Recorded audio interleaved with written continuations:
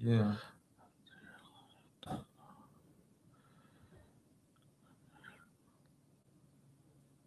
TV. We live now? Cruz Azul has the best midfield in the whole league. We'll get to that.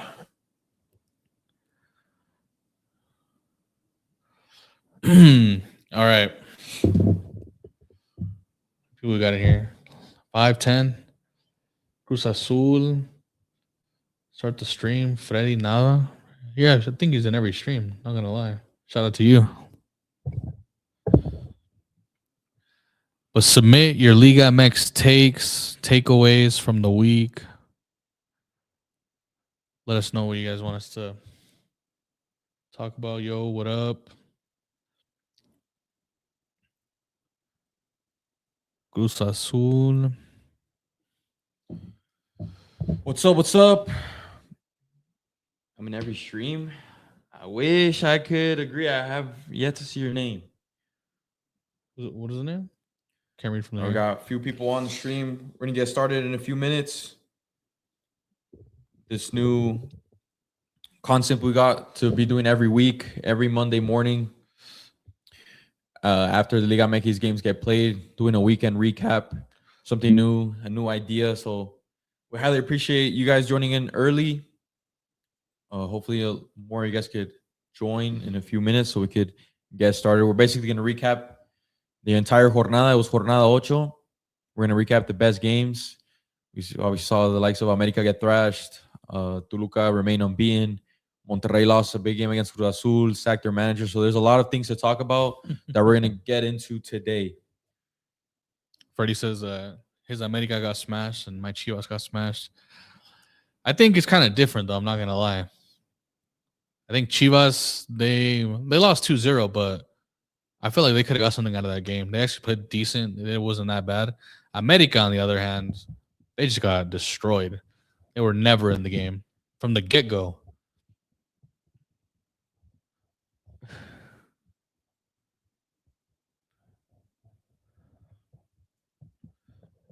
What game should we talk about first? All right, let's start off.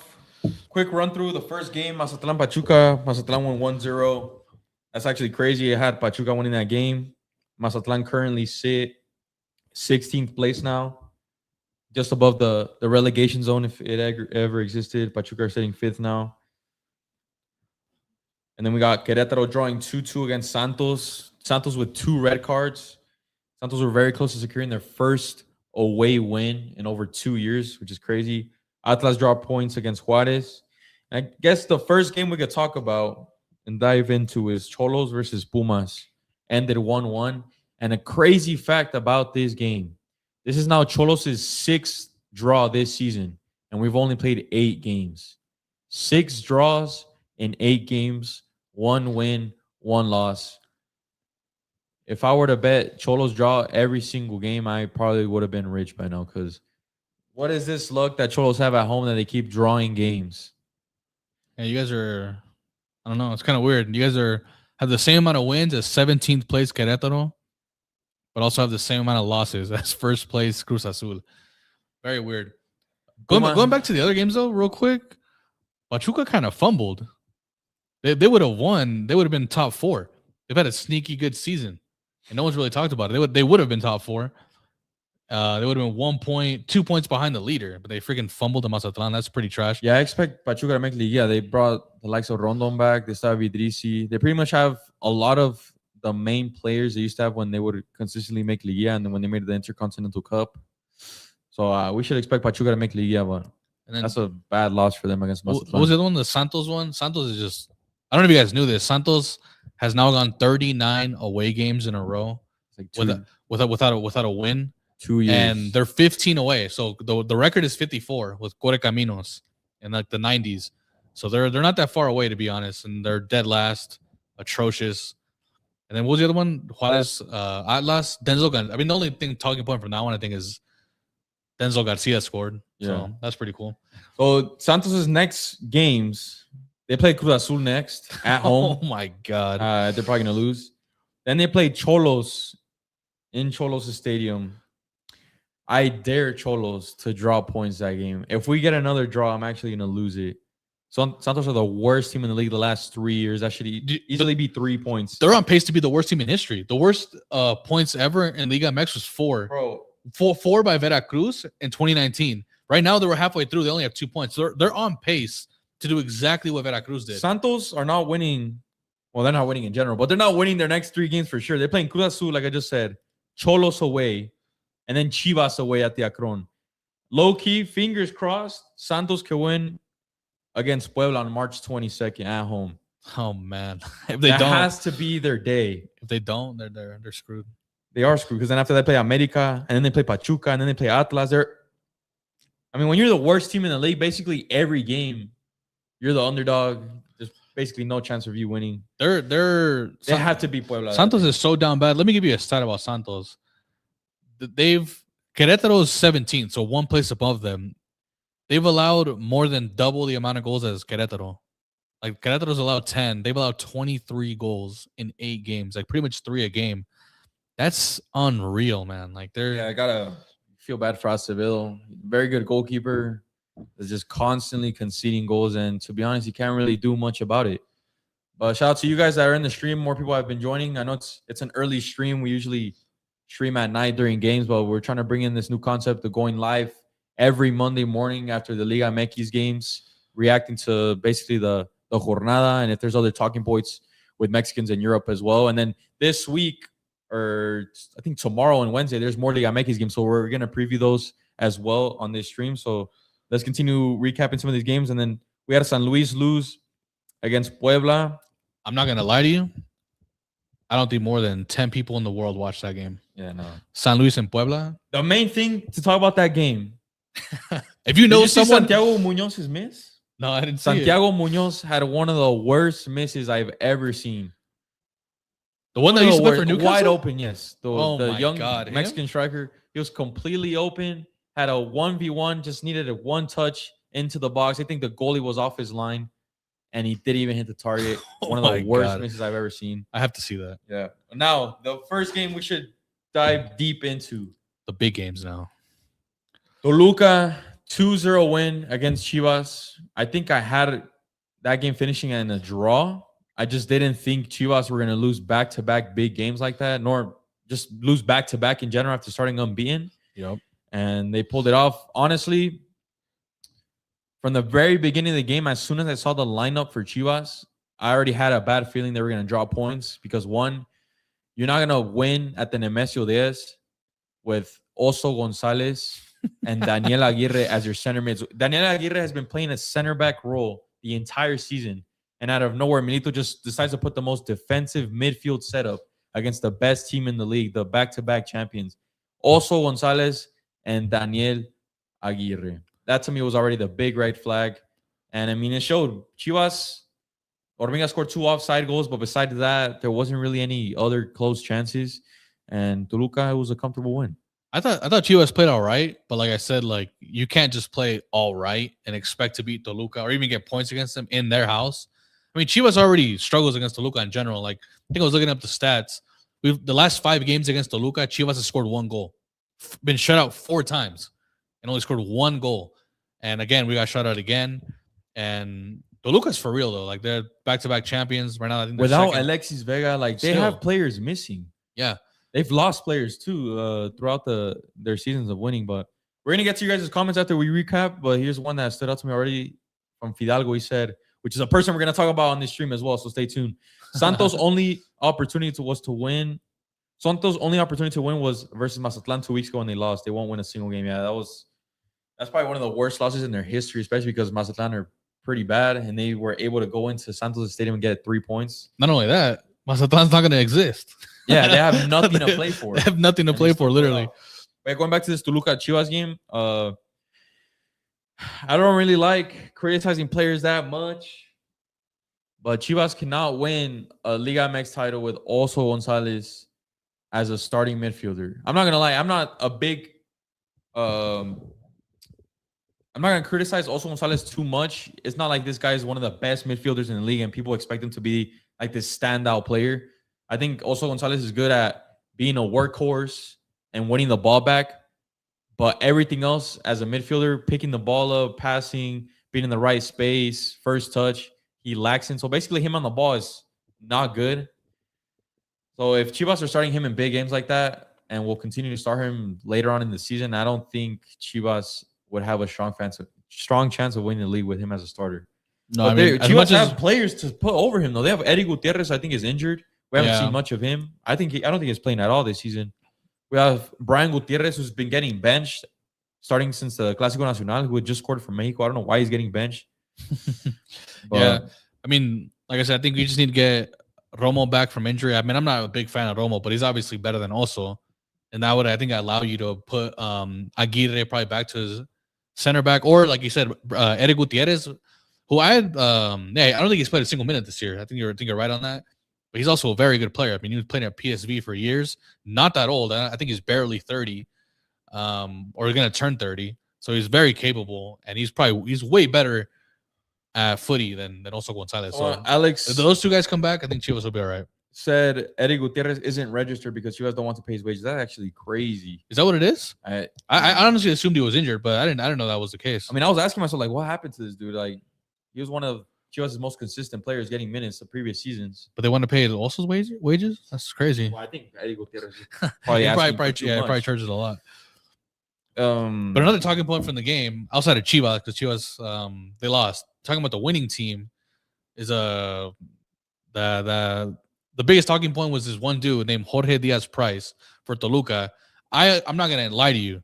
I had never heard of this dude before that game. Never in my life.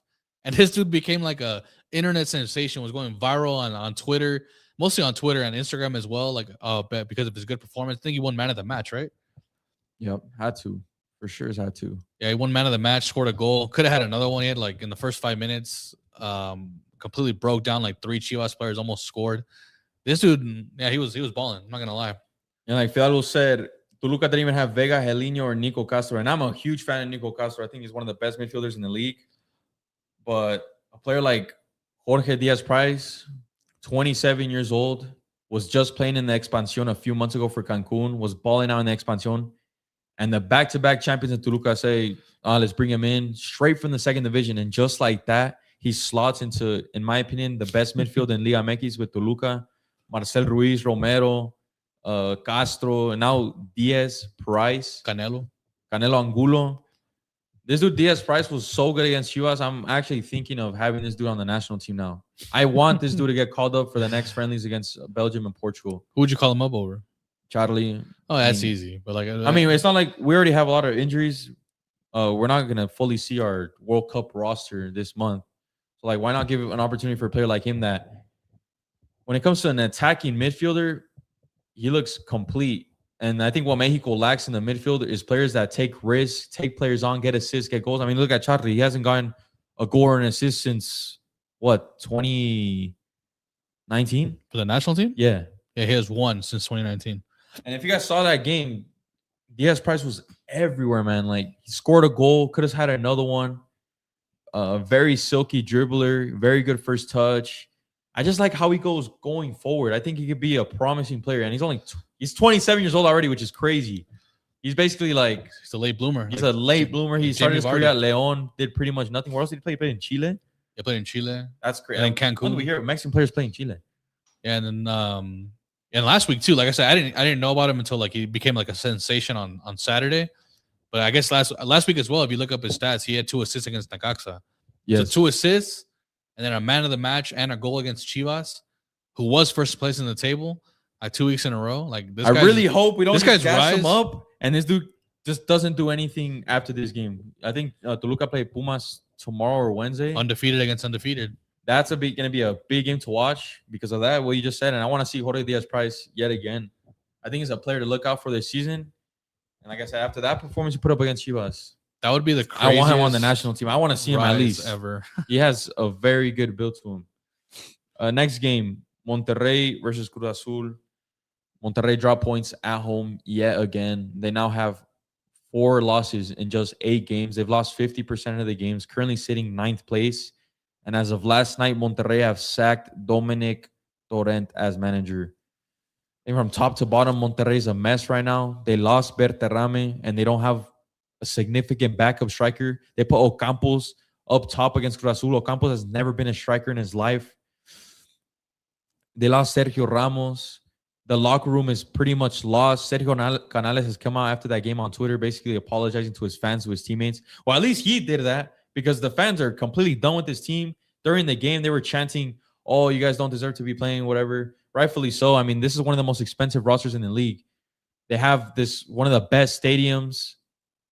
And pretty much since the last time they won the league, Monterrey hasn't really been putting up performances, been consistently up there in Liga MX to the standards they should be in. Monterrey should constantly be at least semifinals, aspiring to be the champion because of the amount of money they have, the amount of attraction they get, the fan base. I mean, these guys are getting players like Martial, European players like Oliver Torres, Canales, Ocampos was at Sevilla, Tecatito. Marseille, Tecatito. Like, they have pull. And you guys are sitting 9th place. No, man. Not only that, but like, you know how Tigres had like a crazy run ever since Guignac got there, from like 2015 to like, I went to 2023, but like realistically, like their prime was like 2015 to like 2019. Yeah. Monterrey should have had a similar prime with all the money they spend. Like, what was their last title? 2021 when they beat America and like Jorge Sanchez like accidentally gave away a goal. No, that was like 2018, man. That was at the Azteca with Turco Mohamed and Funes Mori. Was it really that long ago? That was like 2018, yeah. Damn, 2018. I believe that was their last title too, right? Yes. Yeah. Since then, they should have like with all the investment they've had, like you said, bringing all these European players, like they should have went on a run, like how Tigres went on a run, going to like all these finals, winning like 4 titles in like 5 years. That should have been Monterrey, and they don't have nothing. I mean, they have nothing to show for it. They played at Club World Cups. They were just at the Club World Cup. Did pretty decent. They could have gotten a result against Borussia Dortmund. Like, when it comes to representing Mexico, I think Monterrey will always be like the biggest team because of the players they have. But like the last 2 seasons just haven't replicated it. And they have good managers too. Dominic Torrent was an assistant to Pep Guardiola. Did great things at San Luis, so they brought him in.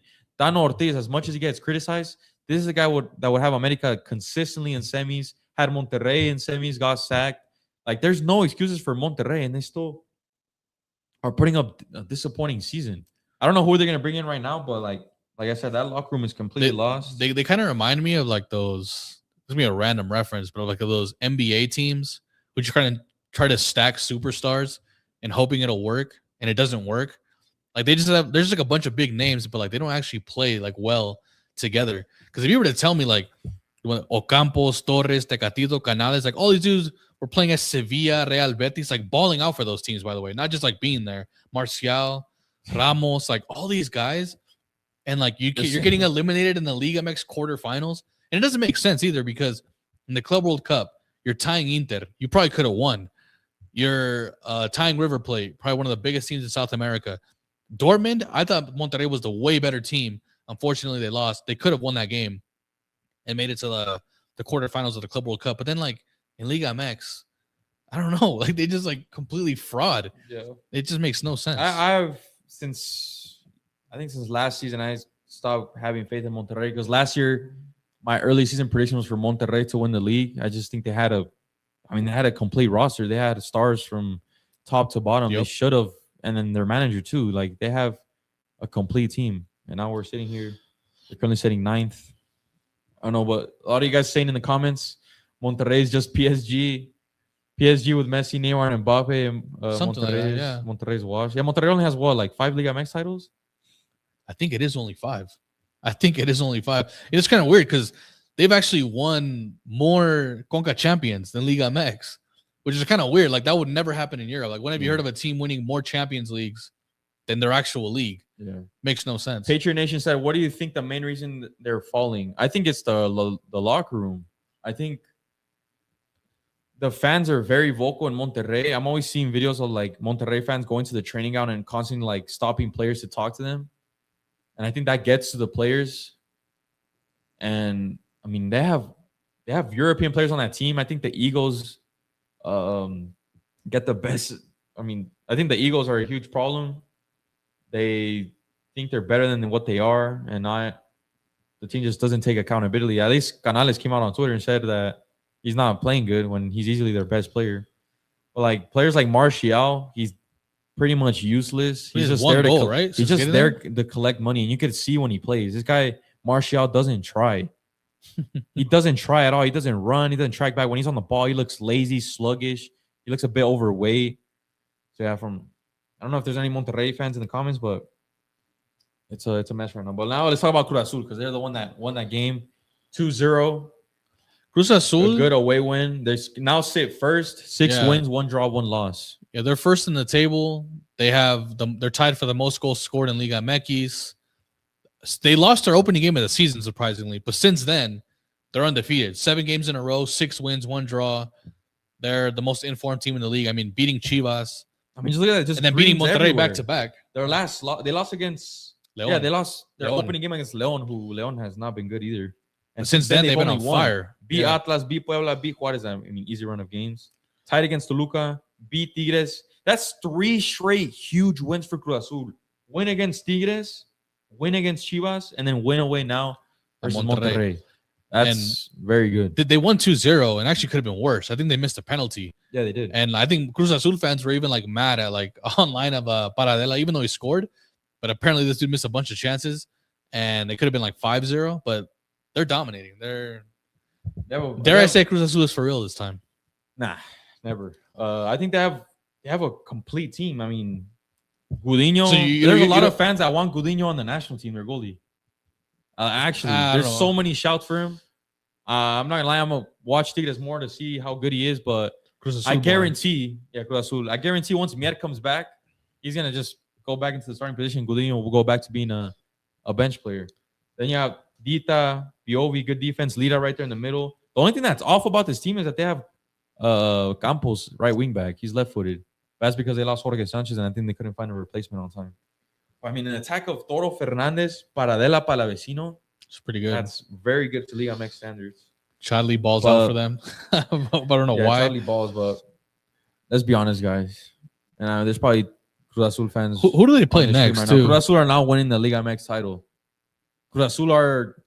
The thing is, though... The Cruz Azul are the Arsenal of Liga MX. But the thing is, this time, I would have just say maybe because... Realistically, you literally come out and said, I'm done having faith in Cruz Azul. No, I mean, I don't know if I'm going to predict them. I'm just saying they might have a chance because they're first place halfway through the season.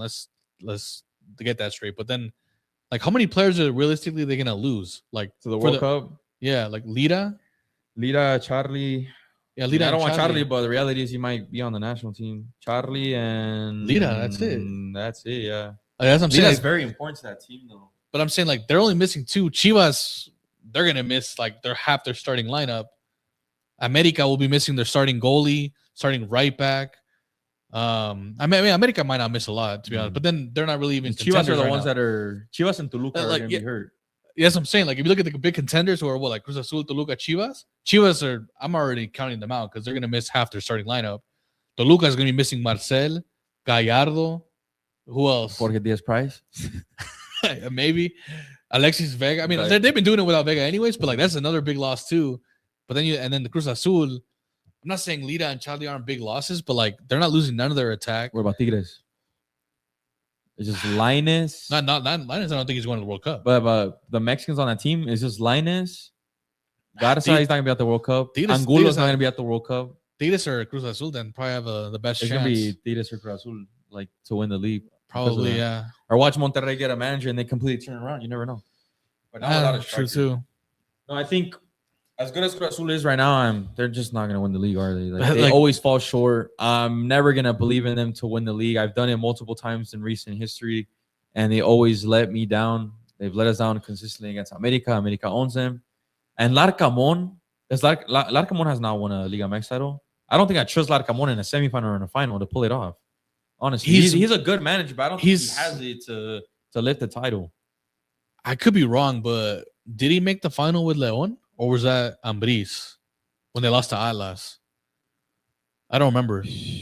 I'm pretty sure someone in the comments knows. I don't remember. Yeah, but I don't know. But Cruz Azul for now, gotta give them their props. They're a very interesting team. Yeah, first place, but who knows? And León get back-to-back wins at home against Necaxa, and this was a León that was on a very bad run. Now they won back-to-back games, but to be honest, they had easy games against Santos and Necaxa. But before this, Leon had gone like a very long time without winning. I think it was at away. Leon just hasn't been Well, the no, same. they still haven't won away. Yeah, like Leon has not been the same ever since James like his first 8 games. Yeah. Like James genuinely showed up first, like what was it, 8-9 games, undefeated, first in the table. All of a sudden, they get kicked out of the Club World Cup. It fell off and completely fell off in Liga MX. No Club World Cup. James leaves. They lost motivation. They really wanted to be in that Club World Cup, and then like they got bounced in the first round of Liga. I might have been the repechaje. And then this last season they were just terrible. And then this season they got 2 back-to-back wins, but they're still 10th. Like I'm not expecting much from Leon, to be honest. Necaxa are 12th. Necaxa are like the best way to describe Necaxa. Necaxa are the Crystal Palace of Liga MX. They're always like in that 12th, 13th, 11th range. Right now they say 12th. Now the last game on Saturday was America against Tigres. America got thrashed 4-1. I did not expect that at all. I actually thought America were gonna win, and they got dismantled. And I think a lot of America fans are being critical of their managers. I don't think America fans right now would mind Jardine getting sacked. And the crazy thing is, like, so far, like this entire season, it's been their offense struggling. I think when I saw a stat out there, like they've only scored, well, first of all, they've only scored 8 goals in 8 games. So they're only averaging 1 goal a game. And last year they were like, at this point in the season, they had like double, at 16. So it was their offense struggling all year. And they did it again this week. But this week as well, their defense just completely collapsed. Like 4 goals allowed at home against Tigres. Like they allowed more goals in that game than they did the entire season. They had, I think up until that point, they had only allowed 3 goals. Yeah. And in one game, you get smacked for 4. And the game was never close. Like it was 2-1. No, it's 2-0. Yeah, they scored. Brian Rodriguez scores. America fans thought they're gonna have this crazy comeback again, like it always happens. And Tigres score right off kickoff. That's what I'm saying. Like they never had hope. Like they had hope for 30 seconds, and then like they got destroyed. I think America's like broken. Yeah, I thought they were low key back too because they started off bad. That's why I thought they were gonna win. I'm like, but they need this big. They need this win against Tigres. Yeah, like win, and I'm saying they're back in Liga. But no, I think I thought they were low key back because I think it was 6 games. They'd only lost 1 of their last 6, and it was against Chivas. But then I don't know, they completely collapsed. I said before the season started, America would be the disappointment of the season, and I wouldn't be shocked if they don't make Liga. You're close. It still looks like it. I mean, conceding 4 goals against a big team like that, your roster doesn't look that good, and there's no you guys this keep year, huh? spamming him in the comments. Fidalgo, you guys want us to talk about Fidalgo? I think since even before America lost, Fidalgo was already going downhill, but losing Fidalgo was just the cherry on top because Fidalgo was the heart and soul of that team. He was the engine. He was the one that was basically controlling the tempo. And yeah, look at the midfield now. Durado, Dos Santos, which isn't bad. That should still be like Liga standard midfield, but the levels between that and Fidalgo are just nah. And the signings they've made, Vega hasn't really done good. He scored against Puebla, but hasn't really standed out. Besides that, the other player they signed, Lima, did he get a red? He got a red card, and he was making like this whole scene on the bench. And those are Jardine signings. He signed them. He's the Brazilian that wanted those 2 Brazilians on his team. He's the one that's taking full responsibility for those signings not working out right now. Well, yeah, there's no repechaje this year. I don't believe. I think they took that away. Yeah, which means as of right now, Monterrey is not in, and America's barely hanging on to that 8th spot. That would be crazy if they don't make Liga. Yeah. No, don't be shocked if America don't make Liga, guys. I'm telling you, they just don't. They're not the same. They don't play good. They don't have chemistry. It's like the team's all over the place. They're dealing with injuries. Henry Martin has fallen off. Sendejas has been injured. That's your best player. So, and then as far as Tigres, I mean, Bruneta, obviously a baller. I think he scored twice. But Angel Correa, ever since he got to Liga MX, has been balling. I think I'm not going to say he's going to be the next Gignac, like have that type of run, but I think he's at 19 or 20 goals in like 36 games already for Tigres. He's not even like the out-and-out striker. Like and he scored again. Forward. He's the one who scored to make it 3-1. So he's been a good signing. Another reason why this win was so shocking to me is because Tigres, to be honest, haven't even been that good this season. That was before that game. They were at 3 wins, 3 losses, and now they sit 6th with 4 wins now. But considering the fact Six. that they won't be losing that many players, Mexican players to the World Cup roster, I think don't be shocked if Tigres make the final again, back to back. Yeah, they could maybe win the whole And thing. they have pretty much everyone. So Yeah, like honestly, I don't think they'd be missing a single player. Because like I said, who's the Linus, but whole Linus thing going on right now, there's like no like strong source for that. But even this though, even if they're missing Linus, Yeah, they're perfectly fine. Otsiel, Like they're Marcel, perfectly fine without him. So last thing to talk about that game, you guys have been spamming him in the comments. Alvaro Fidalgo scored this week. Scored in the Sevilla derby. Unfortunately, they blew a 2-0 lead and couldn't get the win, but he looked very good. He started every single game for Real Betis since he's gotten there. And obviously, the main question is, do we want to see him on the national team at the World Cup? We already gave our take on it. I said no. We know he's doing good. Obviously, if he's on the roster, he'd be one of our best midfielders, like balling like that in La Liga for Real Betis. But it's just the whole principle of it. Well, we're not going to get really into it that much. We keep mentioning how much we don't want Fidalgo on the team, but if he is on the team, it's not the end of the world. I'd rather see the likes of Fidalgo than Charlie, to be honest. Yeah, I think like if you're asking me, does he deserve to be on the team, like based on like skill? Yeah, obviously. Yeah. Like we don't have a single midfielder like that's balling in La Liga. I mean, Oed Vargas is in La Liga, but he's not like balling in it. Playing. Yeah, he's like barely even playing at all. So like skill wise, yeah, this guy 100% deserves to be on the team. It's more so just the fact that I don't know. I feel like he's just kind of taking advantage of Mexico. Like, oh, like I know I'm not gonna make it with Spain, so like I guess I'll just make it for Mexico. Be completely different if he didn't come out like a few years ago and literally said he has no intention of playing for the Mexican national team. He's literally come out and said that in an interview. Like he made it clear. Yeah, I mean, understandably. I mean, you want to play for Spain. If that would have never happened, we'd have a complete different conversation right now. Because we've had naturalizados before. And like he said, even his own country, Spain, has naturalizados all the time. Diego Costa, Lenormand, Laporte. The only thing I will defend him on, though, he recently had an interview with Herculez Gomez. Yeah. And he actually brought up that question to him. Like, oh, like, what do you feel about like the people that always bring up the fact that you didn't want to play for Mexico in the past, or like you had said this? And he did have a kind of a good point. He's like, well, the thing is, they had asked me that, like, he gave the years too, I think specifically. He's like, oh, they asked me that in this year. I was only in Mexico for 1 year, so I wasn't even thinking that far ahead. And then they asked me again in 2023, and still I was like, bro, I'm not even like officially Mexican yet. Like, I don't know. I could move to Europe soon, and that won't even be a possibility. So that's why I just kept saying like, nah, like I don't really see it happening because it's still so far away. He's like, but then when it became to like 2025 and it became like a real thing, I'm like, oh, like, yeah, like why not? And it seems that he's embracing like being Mexican, but again, at the same time, it's like, I don't know how much of that is like actually real and just kind of more like for show. You guys, yeah, I guess you could say. It's kind of hard to tell. At the end of the day, though, I will tell you this: if Fidalgo's on the team, and it's the World Cup now. Let's say the World Cup's tomorrow. He's on the roster and he's starting. I'm not gonna complain, bro. It's like at that point, it's like there's nothing I can say that's gonna change it. But if he doesn't do good, we're definitely going back to everything we said. That's gonna be on the back of his head. If I don't play good, everyone's gonna be like, "Oh, that's why we shouldn't be having Spaniards on the team." But it's gonna be on the back of his head, so he's gonna be forced to be. Well, for him, yeah. But I'm saying like, for me at that point, it's like, all right, bro. Like he's already on the team. There's nothing we can do about it. Like you might as well just accept it. Like there's not about who's in, who's out, who's starting, who's not. It's like just get the win against South Africa or whoever we're playing, and that's all that matters. So. Double A Sports said Ledesma said the same thing. Yeah, you're okay with him changing his mind. Ledesma's Mexican though. Yeah, but Ledesma, he's like me. Yeah, he's like Ledesma is just different because he was born. I'm not gonna lie to you. I'm also kind of annoyed off that he's always kind of publicly said I'm a USA fan. His dream was to play for USA.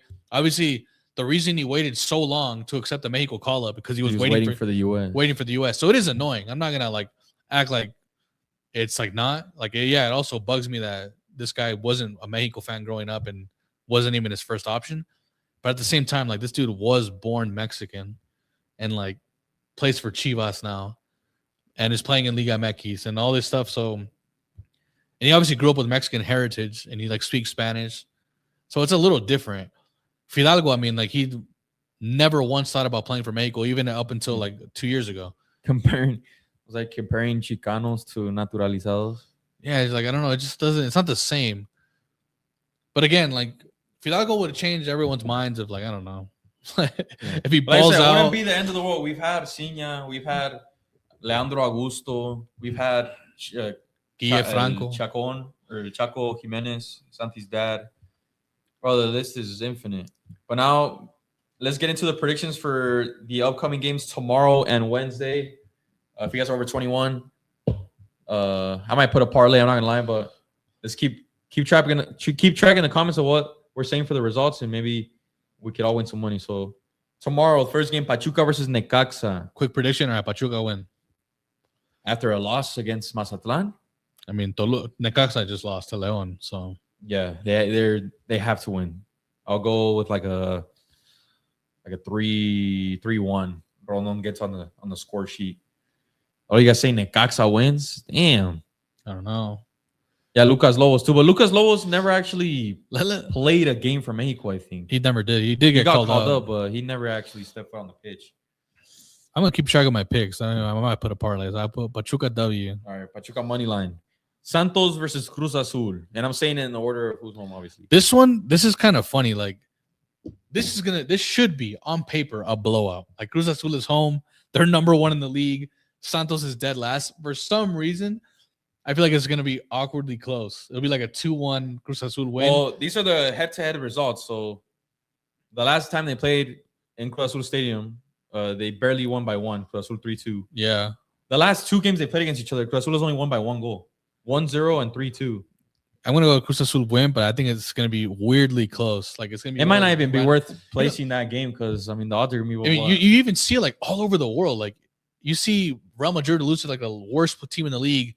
You'll see the other day, Wolves got a result against Arsenal, like a team that's for sure getting relegated. I might place a draw. I see some like it could happen. Stuff like that happens all the time, but it should be Cruz Azul. It's just money line worth is probably not worth it. But I'll place a draw, or maybe what the spread. I need to check the spreads too. San Luis versus Mazatlan. Jesus, San Luis have to win this game. That needs to be like a Liga Expansión game. By the way, Mazatlan, I think have won back-to-back games. No, Mazatlan in the last 3 games have not lost. They beat Santos, they tied to Cholos, and then they beat Pachuca. So they're in good form. It should end here. You think they're gonna lose to San Luis? San Luis wins. Has to be San Luis. San Luis, look at San Luis's form though, diabolical. That's why they're due. I don't know. It works like that though. They just lost at home versus Puebla. That's crazy. They lost at home to Puebla in the last 5 games. 4 losses. Their only win was Querétaro. Don't say bring back relegation. Actually, you bring that up because we're naming all these like teams that are terrible, like Santos, Mazatlan. It's only because towards the end of the season they have nothing left to play for, so the games like just feel meaningless. Like that's what makes like European League so fun to watch. Towards the end of the season, like watching those teams battle it out to stay in the league is so entertaining. Like I actually have a take in the Premier League. Playing like a Wolves right now is way harder than playing a mid-table team. The mid-table teams, low-key, have nothing to play for. But if you're playing a Wolves, they're fighting for the life to stay in the league. We just saw they got a draw against Arsenal. Imagine if we had that in Liga MX still. There would just be so much more to play for. And like players like Jorge Diaz Price, who we just mentioned earlier in the video, just got signed from Cancun straight to Toluca. Bro, the Liga Expansión might have other ballers we have no idea about. Yep. So definitely, that's a huge problem that this country has. If there was promotion relegation, you'd consistently see them getting promoted and like seeing the best players from that league. Like, oh damn, that guy was balling last year. Now he's balling in Liga MX. Emilio said, "What teams from Expansión would you replace with in Liga MX?" So let's be realistic here. If it was to be brought back, Santos would get relegated. Querétaro, I mean, Atlanta's already coming back for Mazatlan. Yeah. I would want to bring back. Not gonna lie, I think Morelia. Cancun have been a good team in Expansión for like a long time. Then they made the final. Yeah, Leones Negros would be fun too, but 3 teams for Guadalajara. It used to be like that. Honestly, just whoever deserves it. But like right now, I think the most recent teams that have been the most successful is like Atlante. Fidalgo said Morelia. Yeah, Atletico Morelia, Cancun. You said. Just whoever does, like, Yeah. just as long as it's like always rotating. Like I said, it's whoever deserves it goes up. Whoever flops goes down. As simple as that. How it should be. And the next game on Tuesday, the last game on Tuesday. Oh, what was your prediction? I said draw. You said San Luis win. I said draw. All right. This is just betting in Liga MX is so tough, guys. You don't understand. If you guys aren't familiar, this is the most inconsistent league in the world, and it's annoying. And there's so many draws. Pumas versus Toluca, the best game of the midweek games tomorrow. Pumas at home. Both teams unbeaten. Are they the last two unbeaten teams remaining? Yep. Last two undefeated teams. All right, this Pumas is a is home. watch. I think I'm gonna go with a draw. Yeah, I think it's perfectly set for a draw. And I think it's gonna be like a 1-1. Yeah, I think the same thing. 1-1 draw. I mean, Pumas is undefeated, but they've won 4, drawn 4. So like they draw often. I think Toluca also has like 3 draws or something. So I don't see either of them losing this game. That's why. Yeah, I'm gonna go with draw for that one.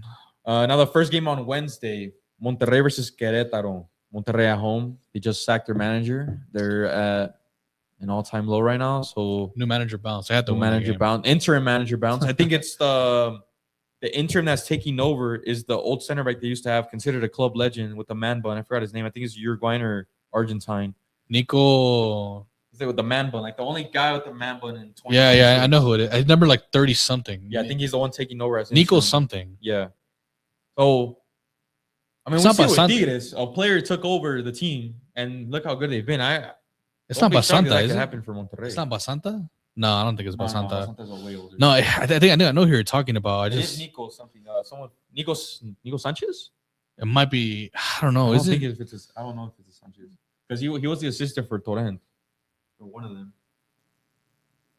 Nico Sanchez. Yeah, Nicolas Sanchez. Yeah. W ball knowledge from Cras. Yeah. But yeah, he's taking over, so we should expect a new manager bounce. He'll probably stay for the remainder of the season. They're playing a terrible team too, so they should win that game. Yes. So I'll go Monterrey. Monterrey wins. I'll say 3-1. Yeah, 3-1. Then we got Puebla versus Tigres. It would be the most Tigres thing ever and the most Liga MX thing ever if they just beat America and then just like drop points to Puebla. The last time Tigres played Puebla, Tigres won 7-0 at the Volcán. What about? But they drew last time at Puebla Stadium. Oh my God, they should win this game, man. Yeah, I'll go Tigres win. Yeah, after such a big win against America, I should expect them to go back to back and beat Puebla. So, and then midweek game, Atlas versus Tijuana, and fingers crossed for us to be at that game. We're gonna try our best to be at that game. Atlas versus Cholos.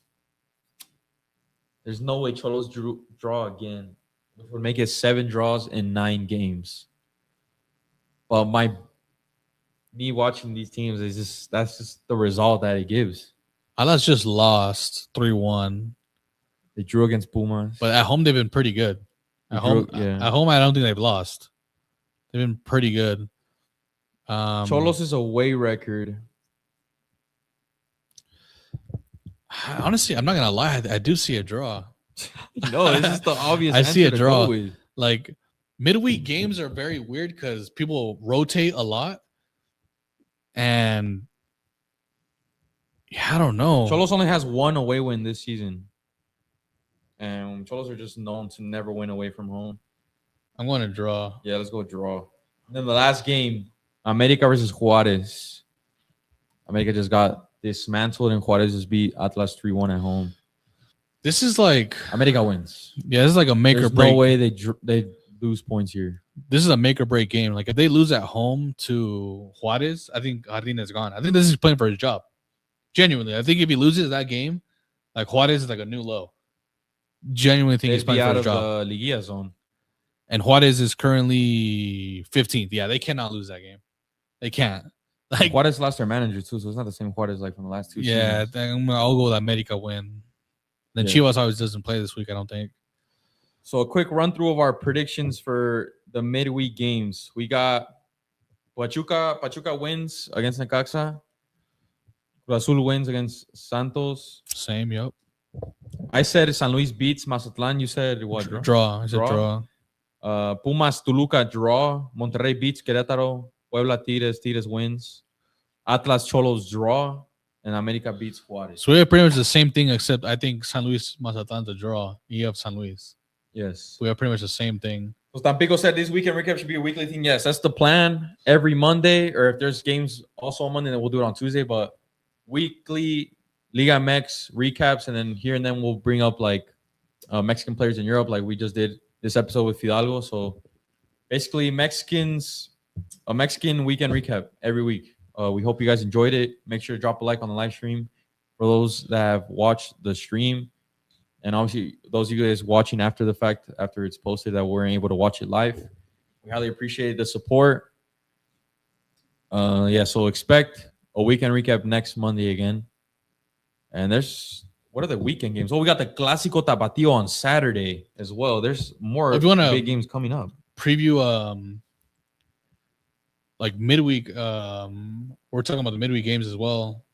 Barca versus Atletico plays tomorrow. I don't know if Obed Vargas will play, but maybe no chance. But maybe because they're up 4-0. Maybe if like it's late in the game, if they score 1 or 2 goals, and it's like if it's like 15 minutes left and it's like 1-1, but like they're still up 4 goals on aggregate, Obed Vargas might play. So keep looking on that. So hopefully he plays, and we'll have a Mexican in the final.